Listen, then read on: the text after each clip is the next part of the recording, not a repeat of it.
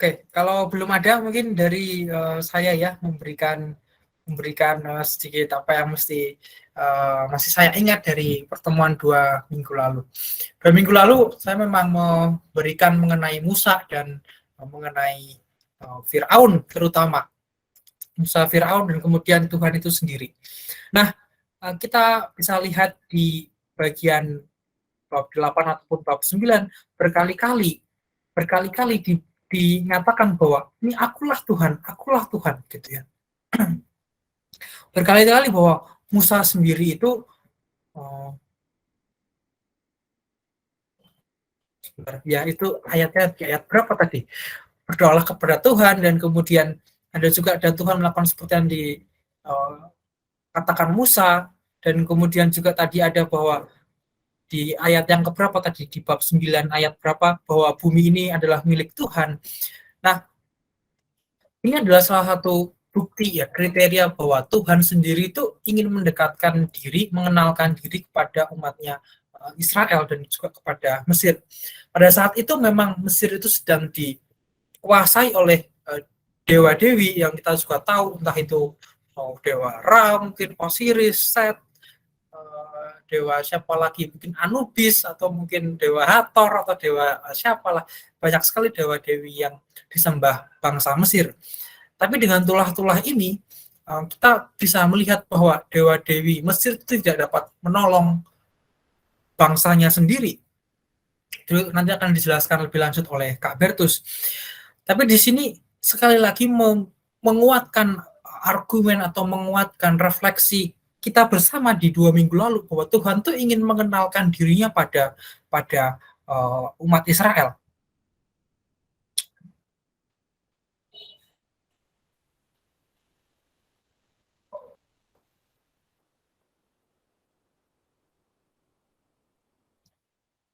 Dan di sini di bab 9 ayat 16, akan tetapi inilah sebabnya aku membiarkan engkau hidup, yakni supaya memperlihatkan kepadamu kekuatanku, dan supaya namaku dimasyhurkan di seluruh bumi. Ketika bangsa Israel juga tidak mengerti siapa Tuhannya, Tuhan tuh menunjukkan dirinya, menampakkan dirinya kepada umat Israel melalui tulah-tulah ini bahwa dia itu yang berkuasa, dia memiliki bumi ini. Dan kemudian kita bisa melihat kembali bahwa di 2 minggu lalu juga saya mengatakan bahwa ada poin yang menarik, yaitu bahwa Firaun itu mengeraskan hatinya, dan berkali-kali di sini dikatakan bahwa setelah tulah kedua berakhir dengan Firaun seperti melunak, tapi kemudian keras hati lagi hingga muncul tulah ketiga dan seterusnya hingga tulah ke-7, dan itu berlanjut sampai tulah ke-10. Jadi artinya Firaun mengeraskan hatinya itu benar-benar ditegaskan terus-menerus berulang-ulang kali di bab 7 hingga bab 9 ini. Tapi bukan berarti bahwa Firaun itu memang Tuhan sendiri yang mengeraskan hatinya, tapi sebagaimana 2 minggu lalu kita pelajari bahwa Firaun sendiri memang Tuhan itu ingin memang menunjukkan kepada Musa dan Harun betapa kerasnya hati Firaun itu. Hingga 10 tulah barulah Firaun membebaskan bangsa Israel. Tapi sebelum itu Firaun memang keras hati, memang begitulah sifat Firaun yang keras hatinya. Begitu. Jadi dalam hal ini saya sharingnya mengingatkan kembali apa yang sudah kita pelajari 2 minggu lalu sebagai jembatan juga untuk permenungan di minggu ini. Untuk yang pertama, Tuhan itu memang ingin mengenalkan dirinya kepada umat Israel, berkali-kali bilang bahwa akulah Tuhan, gitu ya, aku yang memiliki bumi ini, dan kalian semua adalah ciptaanku. Kemudian juga berkali-kali Musa mengatakan kepada Firaun bahwa Tuhan akan mendatangkan tulah, dan kemudian Firaun menyuruh Musa untuk berdoa atau menengadahkan tangan apapun itu sehingga tulah-tulah itu pergi dari Firaun, dari segala pegawai, juga dari tanah Mesir. Dan juga kemudian yang kedua adalah bahwa Firaun itu mengeraskan hatinya setiap kali tulah itu berakhir, selalu aja Firaun itu mengeraskan hatinya sehingga muncul tulah demi tulah yang berikutnya. Begitu Ibu Bapak mengenai pelajaran atau refleksi kita atau materi tentang 2 minggu lalu, itu yang akan kita lanjutkan di minggu sekarang ini. Kita akan belajar juga mengenai tulah-tulah ini itu asalnya dari mana, barangkali ya tentu asalnya dari Tuhan, tapi ada nggak suatu bukti sejarah yang mendasari bahwa tulah ini memang terjadi. Seandainya bukti sejarah ini memang terjadi, artinya kan tulah ini memang berdasarkan dunia ini memang mendukung gitu ya. Dunia ini memang mendukung rencana Tuhan, kira-kira begitu. Dan karena kita juga sudah menyadari bahwa Musa itu kan punya suatu privilege atau sebuah keistimewaan bisa berkomunikasi dengan Tuhan, sehingga dia dapat diberitahu lebih dulu tentang dunia itu akan terjadi apa sih, kira-kira begitu. Jadi kira-kira itu yang akan kita bahas pada malam hari ini. Apa sih ada peristiwa sejarah besar apa yang terjadi di dunia pada saat itu sehingga tulah-tulah ini muncul gitu ya. Atau seandainya memang tidak ada peristiwa sejarah yang mendasar, ya sudah, itu memang berarti murni kebesaran Tuhan yang ingin membebaskan bangsa Israel. Kemudian yang kedua, ya tadi kita mesti berpikir bahwa di masa itu, mungkin juga di masa sekarang masih ada mungkin ya, bangsa Mesir itu masih dikuasai dewa-dewi, entah dewa Ra, dewa Osiris, Set dan lain sebagainya. Bangsa Israel pun juga ketularan gitu ya. Nah, dia tidak mengenal Tuhannya yang asli, Bapak Abraham, Bapak Yakub itu mereka tidak mengetahui Tuhan yang itu.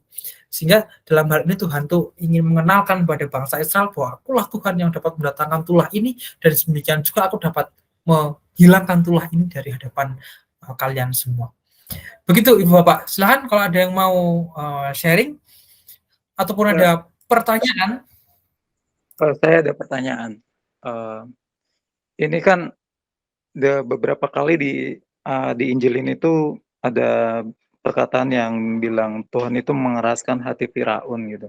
Nah, ini sebenarnya udah lama sih saya berpikir, jangan-jangan apakah Tuhan melakukan hal yang sama ya ke kita ya? Kadang-kadang kan kita nggak kerasa.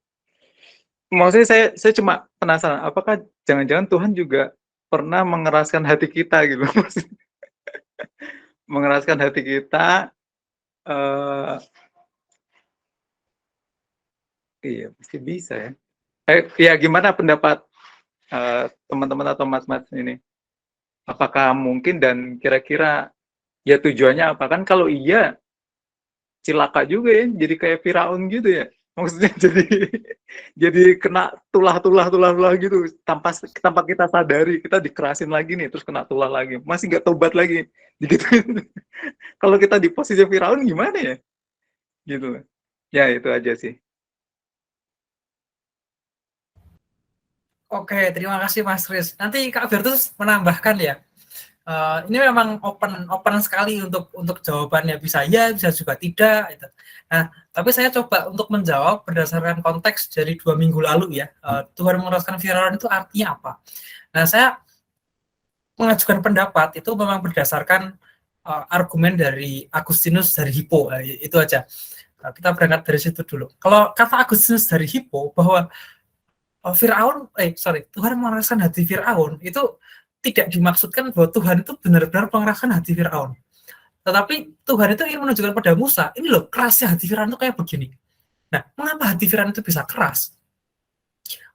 Hati Firaun itu bisa keras itu kan kepada Tuhannya atau kepada rakyatnya sendiri. Itu karena bahasa gampang itu pengondisian gitu ya. Dia sebagai Raja Mesir, mungkin dia sudah dikondisikan sejak awal bahwa itu itu Israel, itu adalah rakyat budak, itu budakmu gitu. Maka kalau kamu tuh harus keras sama Israel, jangan kamu berkebebasan sama Israel ya gitu. Itu mungkin didikan dari orang tuanya, entah didikan dari kerajaan, entah bagaimana. Tapi intinya adalah kata-kata bahwa hati Firaun itu keras itu memang berasal dari didikan. Nah, kalau sehubungan dengan apakah pernah Tuhan itu mengeraskan hati kita? Nah, dalam hal ini Agustinus dari Hippo, saya berpendapat mungkin tidak pernah. Gitu. Tidak pernah Tuhan itu mengeraskan hati kita untuk kembali pada, bahkan Tuhan itu mungkin selalu berharap kita kembali pada, ya mungkin begitu ya. Nah, tetapi karena kalau kita belajar dari Firaun, mungkin karena entah masa lalu yang bagaimana, atau didikan kita yang bagaimana, atau pengaruh lingkungan juga, sehingga kita terbawa yang bagaimana juga, sehingga kita menolak Tuhan itu mentah-mentah. Nah, sebagai penutup, saya akan memberikan contoh itu begini. Saya punya teman di ITB lagi-lagi, dulu sebelum dia masuk jurusan matematika, sebelum masuk jurusan ya, artinya dia kalau di ITB kan ada tahap persiapan bersama ya, artinya satu tahun pertama itu pelajarannya umum gitulah. sebelum dia masuk jurusan matematika, dia itu sangat beriman kepada Tuhan. Artinya segala hal itu dia rajin berdoa, dia rajin pelayanan. Nah, tapi kemudian ketika masuk jurusan matematika, yang namanya matematika itu penuh dengan pembuktian. Dan dia mulai bertanya, Tuhan itu tidak dapat dibuktikan deh. Waduh, kacau begini ya gitu. Nah, saya sebagai mentor agamanya itu ya bingung-bingung. Coba Kak Leo, gimana Kak Leo buktikan ada Tuhan? Gitu. Nah, sampai pada akhirnya saya itu dalam sharing dan kemudian menggali ya sedikit tentang kehidupan dia. Nah, itu barulah ada suatu problem di mana dia itu akhirnya, nah ya memang Tuhan itu tidak dapat dibuktikan, mengapa saya juga harus percaya kepada Tuhan gitu. Nah, itu hanya suatu contoh untuk mendukung argumen saya bahwa suatu pengondisian lingkungan ataupun masa lalu itu mempengaruhi bahwa hati kita tuh keras gitu loh. Tapi pada dasarnya saya tuh percaya, nah ini lebih pada pendapat saya, ini bukan pada Agustinus atau siapapun, ini pendapat dari saya. Ketika kita kecil, ketika anak-anak, itu tuh kita tuh seperti kertas putih gitu loh. Itu bukan kata saya, itu kata John Locke deh. Menangnya tabula rasa. Nanti kalau teman-teman mau cari lebih lanjut, itu namanya tabula rasa. Nah, itu mengatakan bahwa anak kecil itu seperti kertas polos gitu loh. Diisi apapun tuh kita akan terima. Termasuk juga kalau kita tiap hari diikutkan sekolah minggu, berarti hati kita tuh diisi dengan Tuhan. Makanya tuh kita nggak akan keras. Tapi kalau tiap hari digitukan aja, ya itu nanti akan jadi kita akan keras juga gitu. Maka pertanyaannya kan di sini, apakah Tuhan tuh merasakan hati kita juga? Maka saya dapat mengatakan tidak. Karena dapat jadi bahwa kerasnya hati kita tuh dipengaruhi oleh faktor manusia. Kita belum dapat menemukan jalan yang tepat untuk mengenal Tuhan. Nah, itu jawaban dari saya, Mas Kris, dan buat teman-teman, kurang lebihnya ya semoga demikian lah. Mungkin Kak Bertus pasti mau menambahkan, silakan Kak. Mungkin semoga saya bisa menjelaskan dengan kalimat yang lebih jelas, lebih gampang ya. Coba ini kita tunjukkan ayat saja. Coba dikeluarin slide yang bagian ayat lain. Dari 8 ayat 1 coba kita telusuri dulu. 8 ayat 1. Ini belum ada, next lagi coba. Next lagi.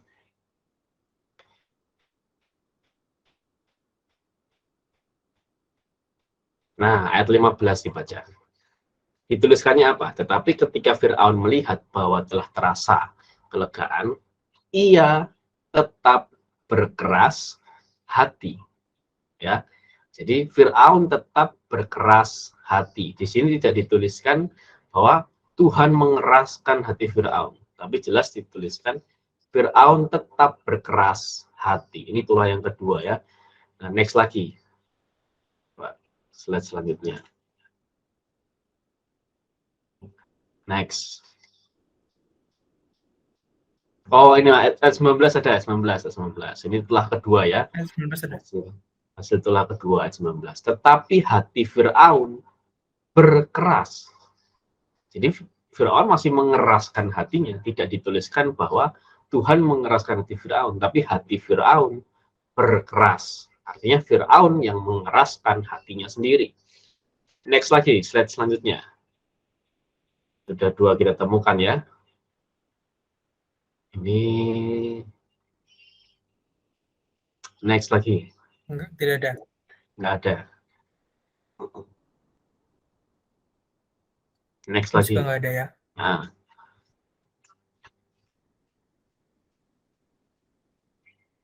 Next ya. Ya, next lagi. Enggak ada di sini. Ini 32.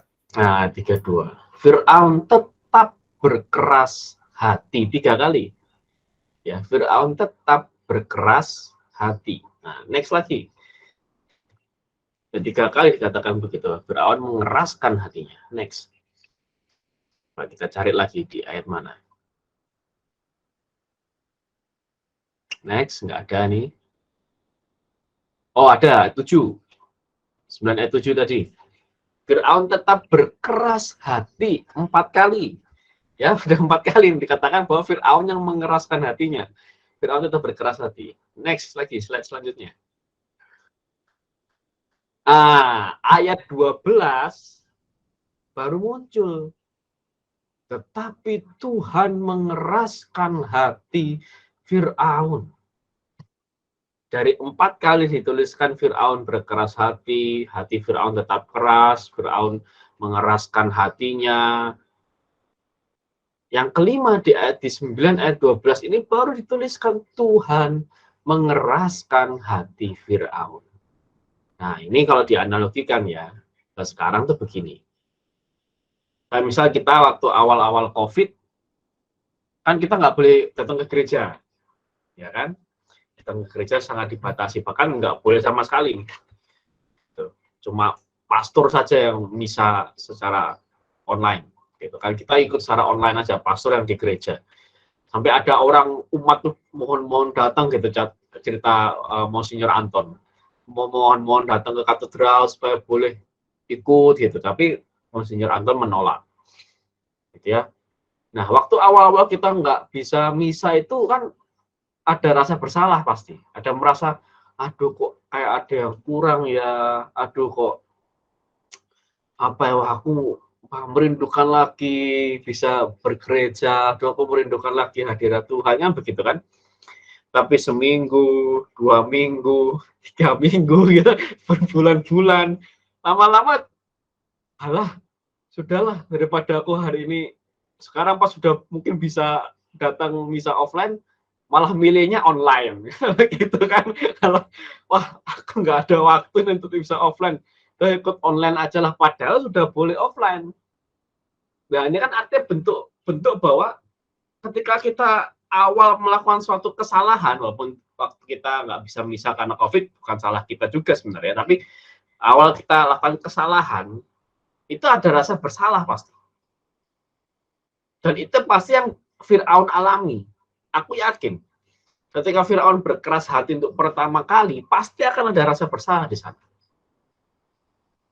Nah, ketika kesalahan itu diulang untuk yang kedua kali, rasa bersalahnya mulai turun, mulai pudar. Ketiga kali, 4 kali, 5 kali, dan seterusnya, agar tidak lagi muncul rasa bersalah dalam hati.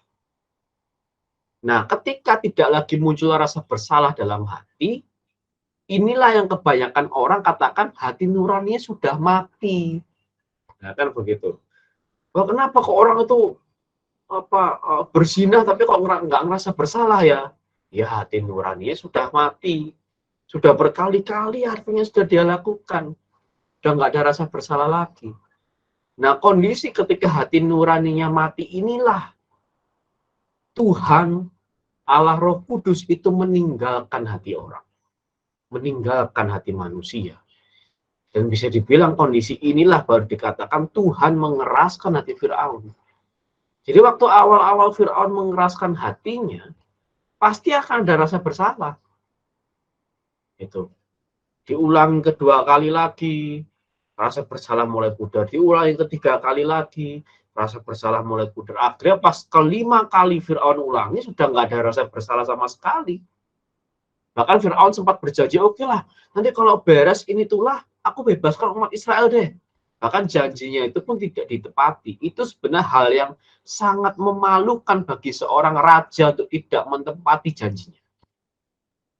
Dan kalau Fir'aun berani lakukan itu, berani tidak menepati kata-katanya, artinya saking begitu dinginnya hatinya. Saking begitu matinya nuraninya. Nah, kondisi hati nurani Fir'aun yang mati inilah Allah Tuhan itu mengeraskan hatinya. Dan katanya Tuhan itu sudah meninggalkan hatinya. Allah Roh Kudus sudah tidak berada dalam hati Fir'aun untuk memberikan rasa bersalah kepada Fir'aun. Nah, begitu kira-kira. Jadi karena kesalahan terus berulang-ulang, akhirnya hati nurani itu mati. Dan kondisi hati nurani ini mati, itulah kondisi di mana Allah Roh Kudus meninggalkan hati kita. Dengan kata lain, Tuhan mengeraskan hati Fir'aun. Tapi ini dimulai dengan keputusan Fir'aun yang mengeraskan hatinya. Nah, begitu kira-kira. Ini pun juga penjelasan dari Santo Caesarius dari Arles. Semoga bisa membantu. Kalau lebih mumet, ya puji Tuhan. Terima kasih. Monggo silakan. Ya, mantap. Terima kasih, Mas.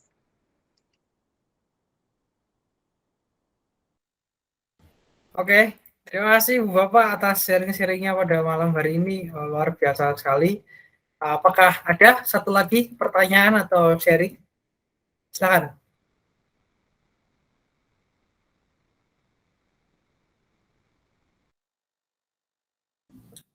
Selamat malam, Malam. Bapak Ibu. Bapak. Saya saya jadi ini mengenai mengeraskan hati. Sebetulnya bukan mengeraskan hati, saya mengambil lihat kata kerasnya aja. Kalau dari sini dari bacaan tadi ya sudah jelas ya pasti Firaunnya memang keras gitu, keras kepala mungkin kalau benar, dan juga tukang tipu gitu, janji palsu. Tapi yang saya mau iniin kerasnya gitu. Dulu ini saya ingat banget ini di Melania. Jadi kan kalau mau menikah itu konsultasi tuh ke pastor tuh. Saya datang sama istri, calon istri lah dulu. Yang pertama kali dibilang pastor ini ke saya ini, Bapak orangnya keras gitu. Langsung saya terkejut gitu. Pastornya langsung bilang kayak gitu ke saya. Bapak orangnya sangat keras gitu.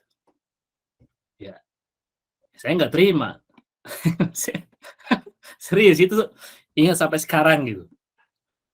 Dan tapi kalau saya ingat dan lihat sampai sekarang, semua keluarga saya itu bilang memang saya sangat keras. Dan saya merasa saya orangnya malah lembut sekali gitu. Merasa gitu ya. Serius itu.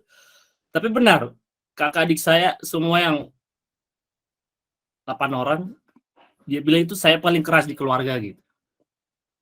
Nah, saya itu bilang tadi, saya nggak merasa saya itu nggak keras sama sekali gitu. Ya maksud saya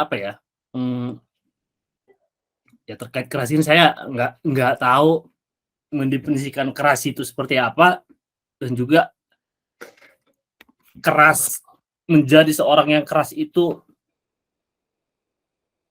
ada hal yang baik atau hal yang buruk, saya nggak tahu juga gitu. Maksudnya ya mungkin menjadi sebagai orang yang keras pada jalurnya dan pada batasnya, mungkin ya menurut saya pribadi ya nggak salah menurut saya gitu. Tapi yang saya itulah, saya nggak mungkin sampai keluarga saya bilang itu saya sangat keras, saya nggak merasa saya orang yang keras gitu. Tapi intinya ya itulah, mungkin ya bagi teman-teman sekalian atau kita semua di sini ya pesannya ya nggak tahu menjadi orang yang keras itu baik apa enggak. Apakah kita jadi orang keras? Apakah anak-anak kita kelak menjadi anak yang keras? Nggak tahu saya, maksudnya saya ini sharing aja gitu. Itu baik apa enggak, saya nggak tahu. Ya saya ingat aja itu, benar-benar ingat saya waktu pastor itu bilang, saya sangat keras. Saya lupa pastor siapa gitu namanya. Terima kasih. Terima kasih, Mas Ambo. Ya, aku menambahkan sedikit ya. Ambo di Melania, aku juga sama di Melania. Jadi, tapi kayaknya beda pastor ya. Kalau aku pastor Jumi. Tapi tadi bicara soal keras-keras gitu ya. Nah, ya agak luar biasa memang ya Firaun ini gitu. Tapi kalau tadi menanggapi soal keras, seseorang yang keras ya tadi udah dijawab sebenarnya. Menurutku tergantung pada apa dulu gitu. Rasanya masing-masing kita pun punya apa namanya ya? Masing-masing kita pun punya kekerasan dalam sisi-sisi tertentu kalau aku pikir sesuai dengan kapasitasnya sih ya. Nah, tapi kalau bicara soal Firaun Tuhan mengeraskan hatinya ya pasti balik lagi ya. Tuhan pasti punya tujuannya masing-masing. Tapi setahu aku kalau bicara soal Ambo, aku punya teman dan sahabat yang paling lembut hatinya itu Ambo, laki-laki ya. Bahkan melebihi suamiku sendiri gitu ya. Ini Ambo nih luar biasa. Sejujur-jujurnya. Sepanjang sejarah pertemananku sama Ambo lah yang paling lembut sampai jangan sampai Ambo ini nemu cewek yang salah dulunya ya, karena kita suka sharing-sharing juga. Nah, kalau bicara soal Firaun, Tuhan mengeraskan hati Firaun, ya pasti Tuhan punya tujuan lah ya. Apa sih yang nggak bisa dilakukan Tuhan gitu ya? Kalau menurut saya, Tuhan sangat bisa untuk membolak-balikkan hati orang. Dan aku pun bukan bilang aku tuh udah lembut. Mungkin kalau di keluarga, aku kategori bukan bukan perempuan yang keras gitu ya, dibandingkan dengan adik-adikku yang lebih singa dari aku juga ada gitu ya. Nah, tapi mungkin kalau dengan teman-temanku yang ada di Kota Bandung ini, yang mereka mungkin lembut hatinya semua gitu ya, lembut cara bicaranya, mungkin aku yang paling keras ya. Tapi kalau bicara soal, aduh nggak tahan lihat orang menderita, nggak tahan lihat ini, itu mungkin Pak, itu mungkin kalau kata suamiku sih ya, kalau kata Albert bilangnya, kamu tuh lebih peka dibandingkan aku, kamu tuh lebih lebih nggak tegaan dibandingkan dengan saya, dia bilang. Kalau kalau Albert tuh lebih kategori dia lebih lebih tega, lebih lebih keras kalau bisa dibilang ya. Nah, untuk di satu sisi tertentu tuh hal-hal seperti itu teman-teman. Jadi kalau menurut aku masing-masing kita punya kekerasan. Kalau tadi bicara kata Leo ya, itu dari kecil tuh kita terbentuk dari lala dan segala. Iya bisa juga.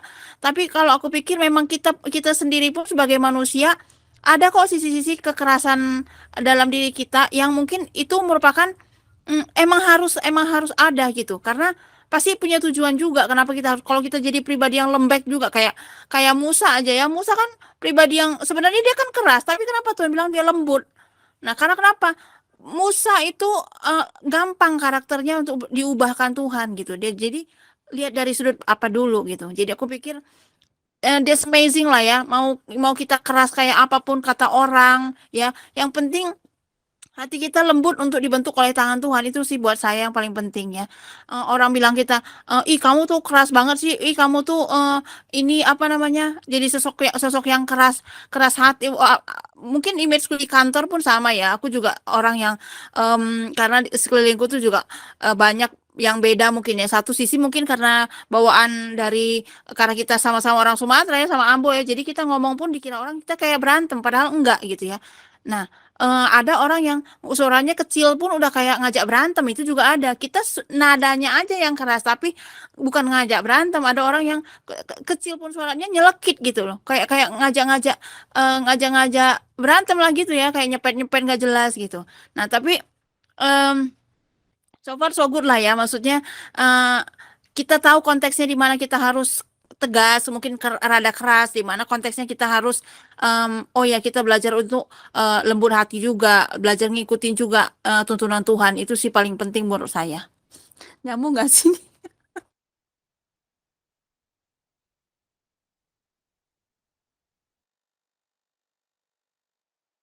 Nyambung Kak Yus, nyambung. Betul, betul. Thank you Kak Yus, Bang Ambo, atas sharing-sharingnya juga. Ini sudah jam 20.05, jadi alangkah baiknya kalau kita masuk pada materi saja. Silakan Kak Bertus. Oke, terima kasih, luar biasa ya.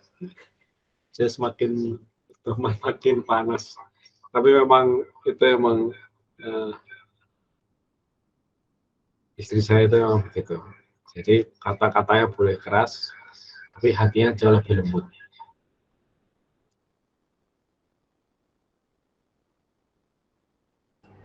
Gitu, tapi hatinya lembut. Dia itu lebih mudah ngampuni daripada saya. Itu benar. Istri saya itu jauh lebih mudah ngampuni daripada saya. Ini aku jujur aja.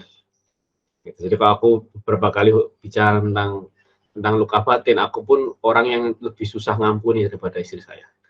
Itu sebenarnya. Kalau aku di luar bisa lembut, tapi di dalam bisa, wah orang bisa saja aku gini. Orang kayak si A nggak akan tak temani lagi. Gitu. Saya pun nggak nampak di luar seperti itu. Tapi dalam hatiku aku bisa seperti itu. Wah, si B aku nggak akan dekat sama dia, nggak mau. Nah, itu bisa begitu. Kalau istri saya itu dia masih bisa, wah kalau si B sikapnya berubah, akhirnya istri saya melembut untuk mau berteman lagi, ya, itu bisa. Kalau saya bisa nggak. Lihat si B lembut, palsu lah kamu gitu. itu begitu. Jadi istri saya itu sekalipun kata-katanya keras, tindakannya keras, tapi hatinya jauh lebih lembut. Kalau saya sebaliknya, sekalipun tindakan saya bisa lembut, bisa santun gitu ya, tapi di dalam saya sebenarnya lebih keras dan lebih kaku. Oke, next. Kita langsung materi luar biasa. Oke, nah